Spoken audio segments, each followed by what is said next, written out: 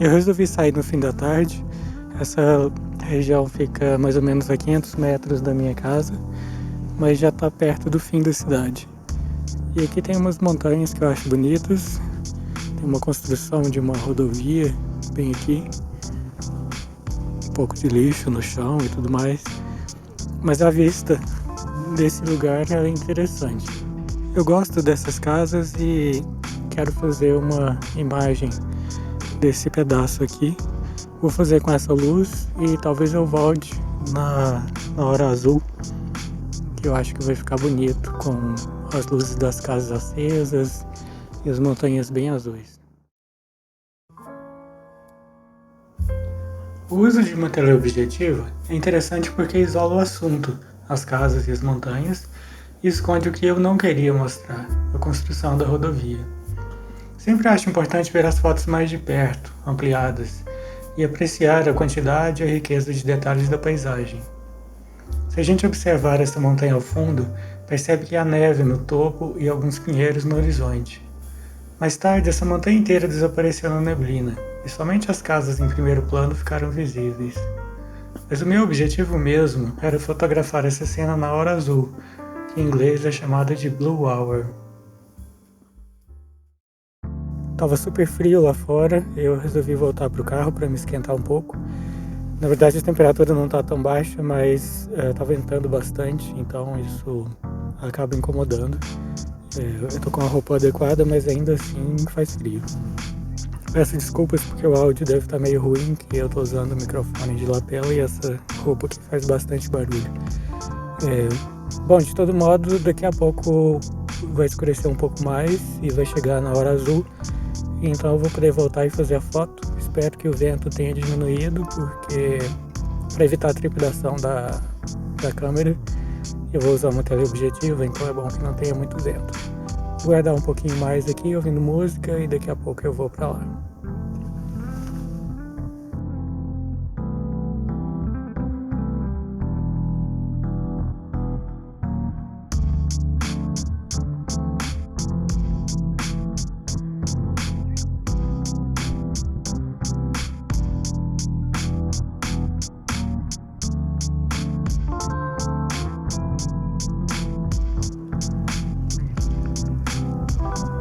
Bom, o vento estava forte, agora deu uma pequena pausa. Eu tive que aumentar o ISO. Voltou.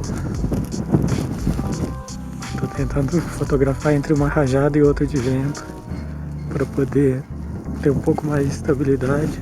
Tive que aumentar o ISO, passei para 3.200 aqui para ter uma exposição mais curta. Eu queria ISO 100, mas estava quase 30 segundos. Com 3.200 fica 1 segundo de exposição.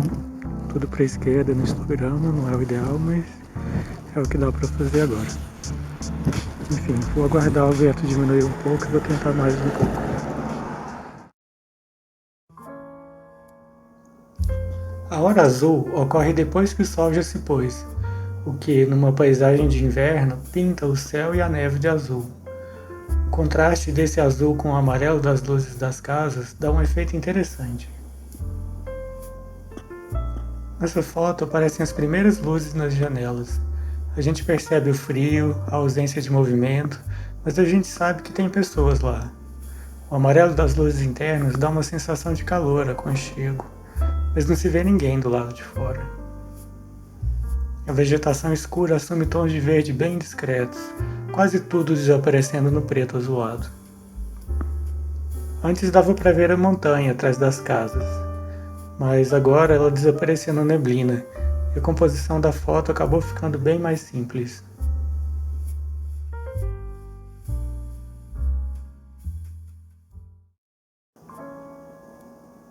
Essa outra exposição foi feita um pouco mais tarde.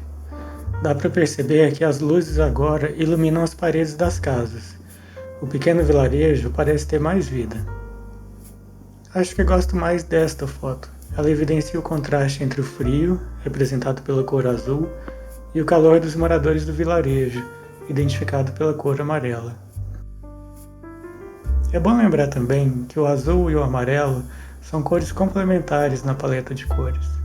Portanto, é uma combinação que é muito bem aceita pelos olhos de quem vê a foto. Em termos de composição, acho que a imagem funciona, mas é o tipo de foto que deveria ser impressa em tamanho bem grande, para se poder observar todos os detalhes. Agora já está bastante escuro, eu tirei fotos também dessa parte aqui, dessa outra montanha. Que eu acho que podem ter ficado interessantes. Eu tirei foto a F14, então cada uma dessas luzes vai ser uma estrelinha, vamos ver como é que fica. Esta foto mostra as casas na pequena montanha, ainda na hora azul, mas com o céu já mais escuro. Usei uma abertura pequena, F14, para as luzes mais fortes aparecerem como estrelas brilhantes. Mas como havia neblina e umidade no ar, alguns postes e lâmpadas acabaram ficando como bolas de luz. Se a gente cerrar um pouco os olhos, dá até a sensação de ver uma árvore de Natal. Observando os detalhes, dá para perceber que a maior parte das casas é bem simples. São casas geminadas, quase sempre de 3 andares. Aqui na Bósnia, em geral, os pais moram num piso e os filhos casados nos outros andares. Gosto de observar os telhados brancos, que nessa luz ficaram azuis. Dá para perceber o minarete de uma mesquita no meio das casas e também uma certa desorganização nas construções.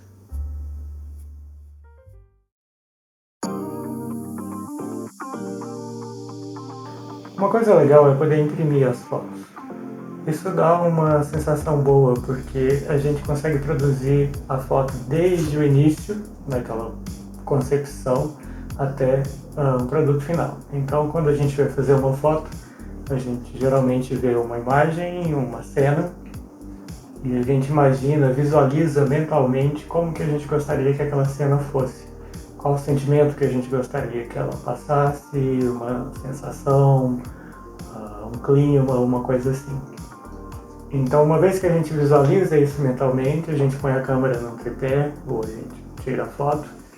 Uma vez que a gente captura essa imagem vai ser editada, porque ela é uma imagem ainda crua, tanto que a gente gera um arquivo RAW, que é cru em inglês, e esse arquivo ele precisa ser desenvolvido, processado.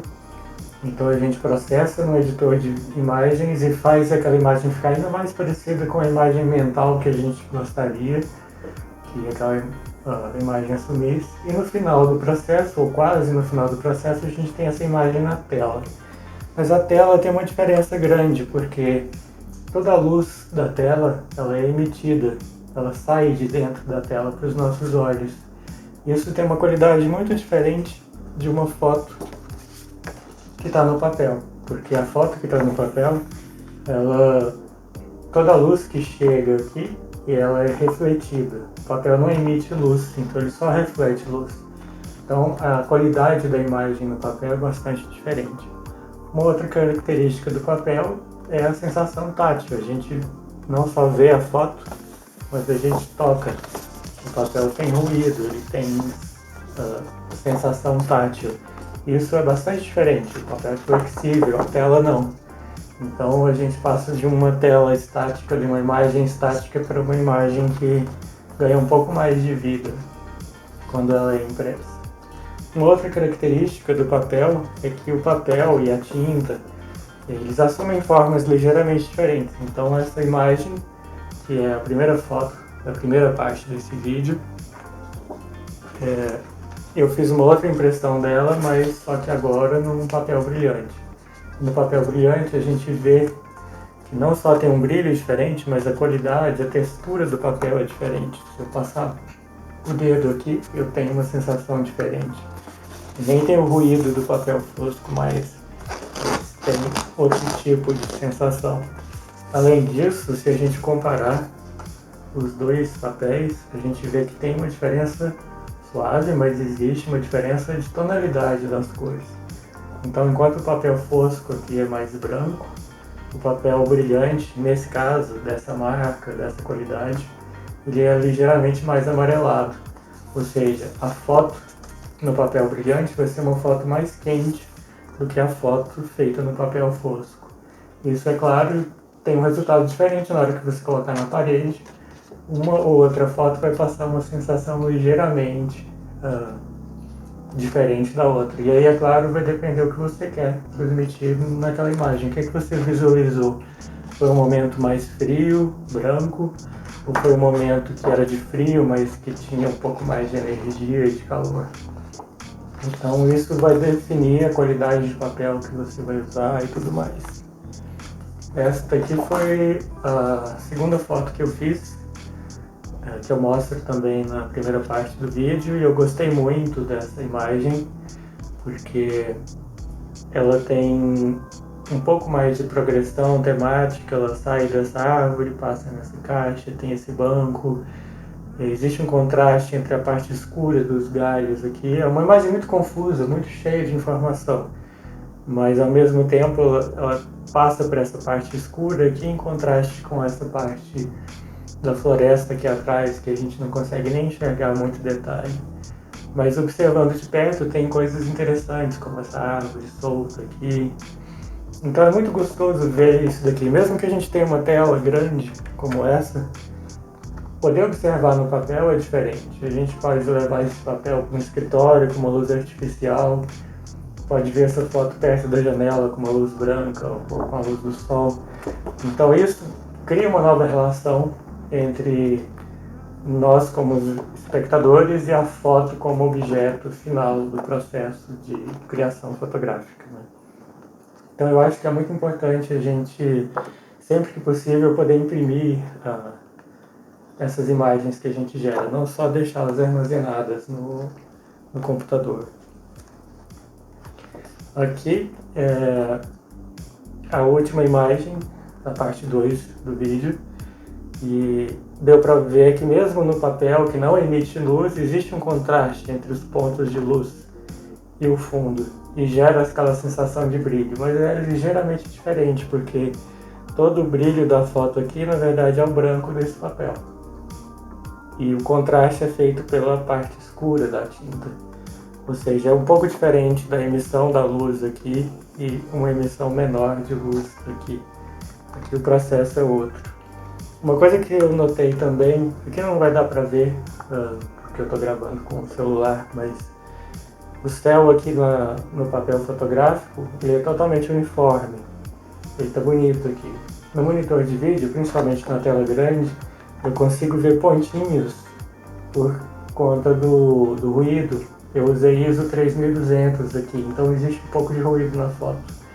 Mas o papel fotográfico, ele aceita mais essas imperfeições, porque a tinta aqui, quando ela entra no papel, o papel absorve um pouco da tinta, então ela suaviza essas imperfeições que às vezes na tela a gente acha, essa imagem não está com qualidade boa, está cheia de pontinhas, tem muito ruído, mas no papel isso às vezes pode ficar muito melhor.